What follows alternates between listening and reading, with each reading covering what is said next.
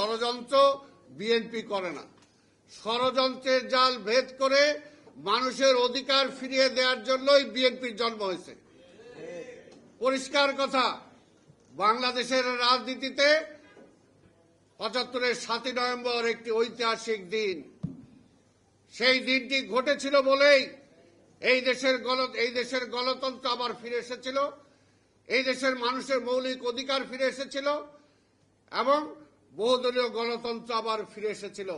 এবং আজকে যে আধিপত্যবাদী শক্তির পক্ষে আপনারা রাজনীতি করেন, সেই আধিপত্য শক্তির বিরুদ্ধে সারা দেশ সেই সব ঐক্যবদ্ধ হয়ে লড়াইয়ের জন্য প্রস্তুত হয়েছিল ৭ই নভেম্বরে।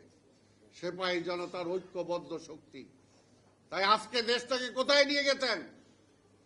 আজকে একই জায়গায় নিয়ে গেছেন আপনি। আজকে নির্বাচনের মাধ্যমে সরকার পরিবর্তনের সকল পথ আপনি বন্ধ করে দিচ্ছেন।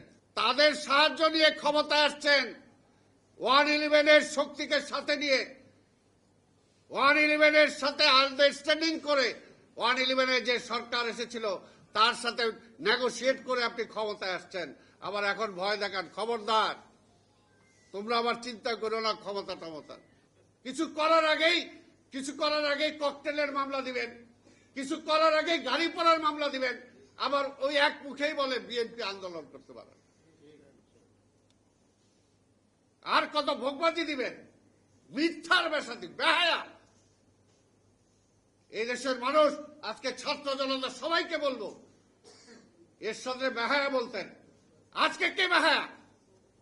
3টা নির্বাচন, কোন নির্বাচনই হয় নাই, জোর করে ক্ষমতায় আছেন। আবার তারা গণতন্ত্রের কথা বলে, তারা বিএনপিকে সন্ত্রাসী বানায়।